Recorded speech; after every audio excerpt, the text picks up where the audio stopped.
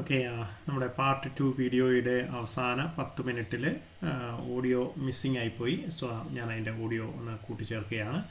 അപ്പോൾ നമ്മളിവിടെ ഈ ഒരു ഇക്വേഷൻ വഴിയാണ് പറഞ്ഞു വെച്ചത്. WMB എങ്ങനെയാണ് ഡിറൈവ് ചെയ്യുക എന്നുള്ളത് നമ്മൾ കണ്ടിരുന്നു. സോ നമുക്ക് കിട്ടി π/i ni factorial by ni factorial into gi raise to ni എന്നുള്ള ഫാക്ടർ നമ്മൾ കൂട്ടിച്ചേർത്തിരുന്നു. അപ്പോൾ ഇതിൽ നമ്മൾ ഈ ni ഫാക്ടോറിയലിനെ നേരെ പുറത്തേക്ക് എടുത്തു. Sorry, not ni factorial, n ഫാക്ടോറിയലിനെ പുറത്തേക്ക് എടുത്തു. കാരണം അത് i എന്നുള്ള ഇൻഡെക്സ് അതിന് ആപ്ലിക്കബിൾ അല്ലാത്തതുകൊണ്ട് അത് ഇൻഡിപെൻഡൻ്റ് ആയിട്ട് എഴുതാം. So that is n factorial into πi gi raise to ni by ni factorial എന്ന് പറയുന്നത് നമ്മളതിനെ ഇക്വേഷൻ നമ്പർ 10 എന്ന് വിളിക്കുന്നു. അപ്പോൾ ഇതിൽ പക്ഷെ നമുക്കറിയാം നമ്മളിവിടെ ഈ ഇക്വേഷൻ ഡിറൈവ് ചെയ്തെടുക്കാൻ വേണ്ടിയിട്ട് എന്താണ് ഒരു പാർട്ടിക്കിൾസ് ആർ ഡിസ്റ്റിങ്ക്യൂഷബിൾ എന്നുള്ള ഒരു അസംഷൻ എടുത്തിരുന്നു. പക്ഷെ നമുക്കറിയാം റിയലി ക്ലാസിക്കൽ പാർട്ടിക്കിൾസ് ആണെങ്കിൽ പോലും പാർട്ടിക്കിൾസ് ഒരു ഗേഷ്യസ് സിസ്റ്റത്തിൻ്റെ പാർട്ടിക്കിൾസ് ഒന്നും എന്തല്ല ഡിസ്റ്റിങ്ക്യൂഷബിൾ അല്ല. അപ്പോൾ ഡിസ്റ്റിങ്ക്യൂഷബിൾ അല്ലാത്തത് കൊണ്ട് നമുക്ക് എന്ത് ചെയ്യണം, ഇങ്ങനെ നമ്മൾ എടുത്തതിനുള്ള ഒരു കറക്ഷൻ നമ്മൾ അപ്ലൈ ചെയ്തേ പറ്റുള്ളൂ. ആ കറക്ഷനെയാണ് നമ്മൾ മുൻപ് ഗിബ്സ് കറക്ഷൻ എന്ന് വിളിച്ചിരുന്നത്. ഓക്കെ, അപ്പം പലപ്പോഴും നമുക്ക് ഇങ്ങനെ ഒരു ചോദ്യം ഉണ്ടാവാം, അതായത് പിന്നെ ഡിസ്റ്റിങ്ക്യൂഷബിൾ അല്ല എങ്കിൽ പിന്നെ ആദ്യ തുടക്കത്തിൽ തന്നെ നമുക്ക് ഡിസ്റ്റിങ്ക്യൂഷബിൾ അല്ല എന്ന് എടുത്തുകൂടായിരുന്നോ? അതിൽ എന്തുകൊണ്ട് നമ്മൾ ചെയ്തു എന്നുള്ള കാരണം ഇതാണ്. ഡിസ്റ്റിങ്ക്യൂഷബിൾ ആയിട്ടുള്ള പാർട്ടിക്കിൾസിൻ്റെ അറേഞ്ച്മെൻറ്റ് കണ്ടുപിടിക്കാൻ വേണ്ടി നമുക്ക് എന്താണ് വളരെ കൃത്യമായിട്ടുള്ള സ്റ്റാറ്റിസ്റ്റിക്കൽ മെത്തേഡുകൾ ഉണ്ടായിരുന്നു. ഓക്കെ, അല്ലെങ്കിൽ ഇങ്ങനെ പെർമ്യൂട്ടേഷൻ തിയറി പ്രകാരം ഇക്വേഷൻ 9 പോലെയുള്ള സ്റ്റാൻഡേർഡ് റിസൾട്ടുകൾ ഉപയോഗിക്കപ്പെടാൻ കഴിഞ്ഞു. ഓക്കെ, അതുകൊണ്ടാണ് അപ്പോൾ നമ്മൾ എന്ത് ചെയ്യുന്നു, ആ ഇക്വേഷൻസ് ഉപയോഗിച്ചുകൊണ്ട് ഡിസ്റ്റിങ്ക്യൂഷബിൾ ആണ് എന്നുള്ള അസംഷനിൽ വാല്യൂ കണ്ടുപിടിച്ചതിന് ശേഷം അതിനുള്ള കറക്ഷൻ ഫൈനലി അപ്ലൈ ചെയ്ത് കൊടുത്താൽ ഈ പ്രശ്നങ്ങളൊക്കെ ഒഴിവാക്കി കിട്ടും എന്നുള്ളതാണ് നമ്മൾ തിരിച്ചറിഞ്ഞത്. ഓക്കെ, അത് നമ്മുടെ ഗിബ്സ് പാരഡോക്സിൻ്റെ സമയം തൊട്ടേ തിരിച്ചറിഞ്ഞ കാര്യമാണ്. So we are following it throughout അവർ എന്താണ് സ്റ്റാറ്റിസ്റ്റിക്കൽ മെക്കാനിക്സ്. പലപ്പോഴും നമ്മളത് ഡിസ്റ്റിങ്ക്യൂഷബിൾ ആണെന്ന് എടുത്തതിന് ശേഷം കറക്ഷൻ അപ്ലൈ ചെയ്യുകയാണ് ഇപ്പോൾ ചെയ്യാറുള്ളത്. സോ അതുകൊണ്ട് നമ്മൾ എന്ത് ചെയ്യണം, ഇക്വേഷൻ നമ്പർ 10 നമ്മൾ ഗിബ്സ് കറക്ഷൻ അപ്ലൈ ചെയ്യണം. Because the particles R strictly speaking they are actually ഇൻഡിസ്റ്റിങ്ക്യൂഷബിൾ.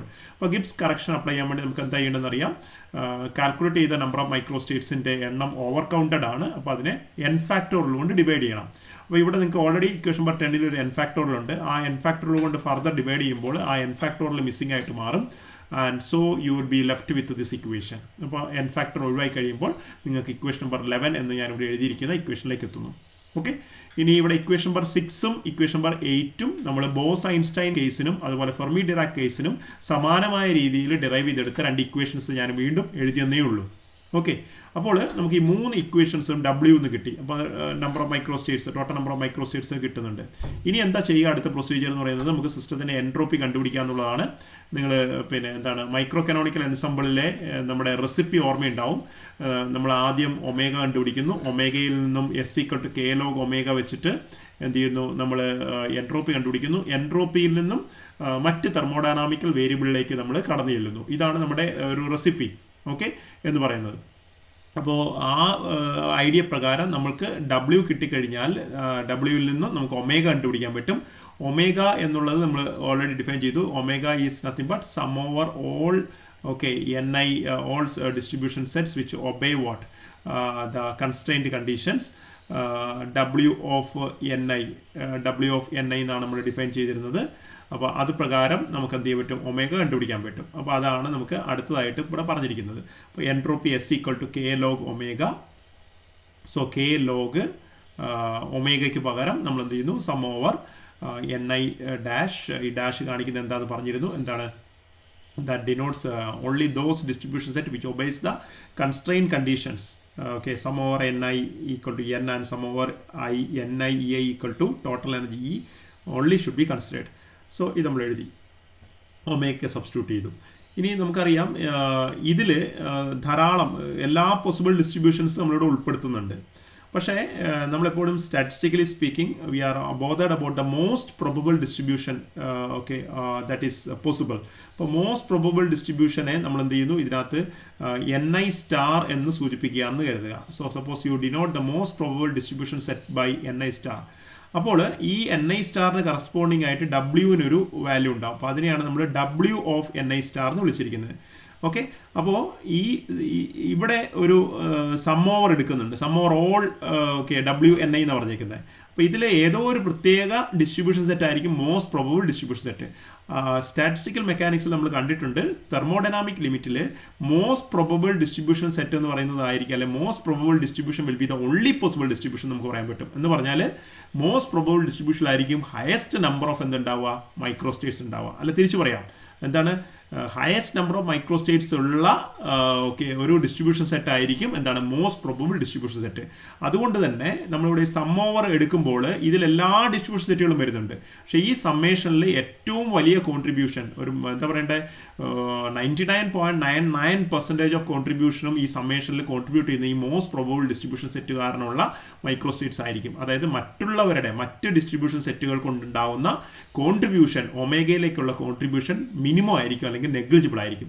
അതുകൊണ്ട് തന്നെ നമ്മൾ എന്ത് ചെയ്യുന്നു, നിങ്ങൾ നോക്കുക, മോസ്റ്റ് പ്രൊബബിൾ ഡിസ്ട്രിബ്യൂഷൻ സെറ്റ് കണ്ടുപിടിക്കാനായിട്ടുണ്ട് എങ്കിൽ നമുക്ക് അതിന് കറസ്പോണ്ടിങ് ആയിട്ടുള്ള W(n(i) മാത്രം ഉൾപ്പെടുത്തിയാൽ മതിയാവും. ഈ സമ്മേഷൻ്റെ ആവശ്യമില്ല.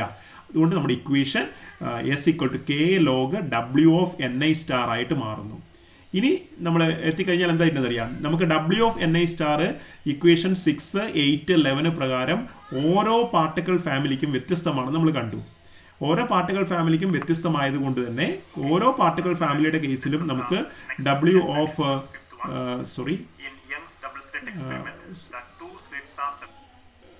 there was a background noise.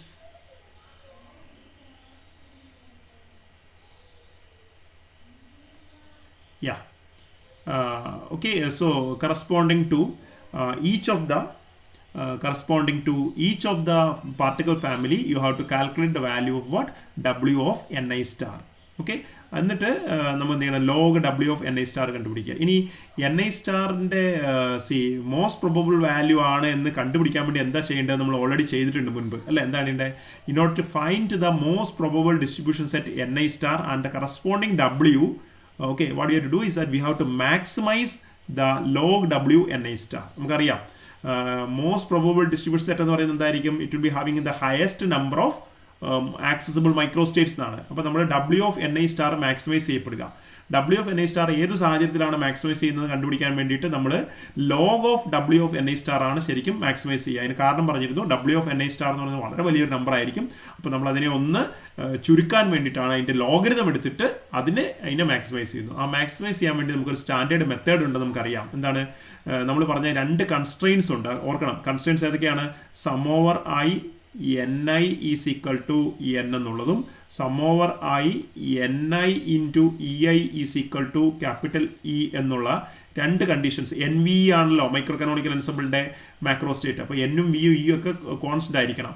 അപ്പോൾ ഈ 2 കൺസ്ട്രെയിൻറ്റുകൾക്കുള്ളിൽ നിന്നുകൊണ്ട് നമുക്ക് W(n(i)* അല്ലെ ലോഗ് W(n(i)* മാക്സിമൈസ് ചെയ്യണമെങ്കിൽ അത്തരം സാഹചര്യങ്ങളിൽ നമ്മൾ ഉപയോഗിക്കുന്ന ഒരു സ്റ്റാൻഡേർഡ് മാത്തമാറ്റിക്കൽ ടെക്നിക്കായിട്ട് നിങ്ങളെ പരിചയപ്പെടുത്തിയിരുന്നു, ലഗ്രാഞ്ചസ് അൺഡിറ്റർമിൻഡ് മൾട്ടിപ്ലയേഴ്സ്. ഓർമ്മയുണ്ടാവും, ഏതാണ്, മോസ്റ്റ് പ്രൊബബിൾ ഡിസ്ട്രിബ്യൂഷനായ ഗിബ്സ് ഡിസ്ട്രിബ്യൂഷനും അതോടൊപ്പം ബോൾട്സ്മാൻ ഡിസ്ട്രിബ്യൂഷനും ഒക്കെ നമ്മൾ കനോണിക്കൽ എൻസംബിളിലും ഗ്രാൻഡ് കനോണിക്കൽ എൻസംബിളിലും ഡിറൈവ് ചെയ്തപ്പോൾ ഉപയോഗിച്ച അതേ ടെക്നിക്കായ Lagrange's undetermined multipliers, alpha beta gamma technique, അത് ഉപയോഗിച്ചുകൊണ്ട് നമുക്ക് എന്ത് ചെയ്യണം, ഇനി ലോഗ് W(n(i)* മാക്സിമൈസ് ചെയ്യണം. ഓക്കെ, അപ്പം 3 കേസുകളിൽ അത് ചെയ്യേണ്ടി വരും. അപ്പോൾ ആ 3 കേസുകളും 6, 8, 11 ഇക്വേഷൻ കൊടുത്തിട്ടുണ്ട്. ഇത് മാക്സിമൈസ് ചെയ്യുമ്പോൾ നമുക്കൊരു ഡിസ്ട്രിബ്യൂഷൻ ഫംഗ്ഷൻ കിട്ടും. We will be getting A distribution function dare. ആ ഡിസ്ട്രിബ്യൂഷൻ ഫംഗ്ഷനെയാണ് നമ്മൾ f(mb), f(b), f(ed) എന്നൊക്കെ വിളിക്കുന്നത്. നിങ്ങൾ ഈ 3 ഡിസ്ട്രിബ്യൂഷൻ ഫംഗ്ഷനുകളുടെയും ഫോം ഓൾറെഡി പഠിച്ചിട്ടുണ്ട്. നിങ്ങളുടെ അണ്ടർ ഗ്രാജുവേറ്റ് ക്ലാസ്സിൽ തെർമോഡൈനാമിക്സിൻ്റെ അവസാനം സ്റ്റാറ്റിസ്റ്റിക്കൽ മെക്കാനിക്സ് എന്ന് പറഞ്ഞിട്ടുള്ള ഒരു ഭാഗം ഉണ്ടായിരുന്നു. അതിൽ ആർതർ ബേസറിൻ്റെ ടെക്സ്റ്റ് ബുക്കിൽ നിങ്ങളൊരു ടേബിൾ പഠിച്ച ഓർമ്മയുണ്ട്. എന്താണ്, 3 കോളമായിട്ട് എന്തൊക്കെയായിരുന്നു, ഫെർമിയോണുകൾ, ബോസോണുകൾ, അതുപോലെ മാക്സ്വെൽ ബോൾട്സ്മാൻ പാർട്ടിക്കിൾസ്, അവരെ വേർതിരിച്ചറിയുന്ന ആ ഒരു കോളം പഠിച്ചപ്പോൾ നിങ്ങളത് ഓർക്കുന്നുണ്ടാവുമെന്ന് കരുതുന്നു. അതിൽ 3 ഡിസ്ട്രിബ്യൂഷൻ ഫംഗ്ഷൻസ് എഴുതിയിരുന്നു. ഓക്കെ, അപ്പോൾ ആ 3 ഡിസ്ട്രിബ്യൂഷൻ ഫംഗ്ഷൻസിലേക്കുള്ള ഒരു ഡെറിവേഷനിലേക്കുള്ള യാത്രയാണ് നമ്മൾ ചെയ്തുകൊണ്ടിരിക്കുന്നത്. അപ്പോൾ അതിലേക്കുള്ള ആദ്യ പടിയായിട്ടാണ് നമ്മൾ ഇക്വേഷൻ നമ്പർ 6, 8, 11 3 കാറ്റഗറി ഓഫ് പാർട്ടിക്കിൾസിന് വേണ്ടിയിട്ട് ഉണ്ടാക്കിയെടുത്തിരിക്കുന്നത്. അതിൽ നിന്നും നമ്മളിനി അടുത്ത സ്റ്റെപ്പായിട്ട് ലഗ്രാഞ്ചസ് അൺഡിറ്റർമിൻഡ് മൾട്ടിപ്ലയേഴ്സ് വെച്ച് ലോഗ് W(n(i)* മാക്സിമൈസ് ചെയ്ത് കഴിയുമ്പോൾ നമ്മൾ ഈ പറഞ്ഞ 3 പ്രധാനപ്പെട്ട ക്വാണ്ടം ഡിസ്ട്രിബ്യൂഷൻ അല്ല 2 പ്രധാനപ്പെട്ട ക്വാണ്ടം ഡിസ്ട്രിബ്യൂഷൻ ഫംഗ്ഷൻസിലേക്കും ക്ലാസിക്കൽ ഡിസ്ട്രിബ്യൂഷൻ ഫംഗ്ഷനിലേക്കും നമ്മൾ എത്തുന്നു. അപ്പോൾ ഇത്രയും കാര്യങ്ങളാണ് നമ്മൾ ചെയ്യാനുള്ളത്.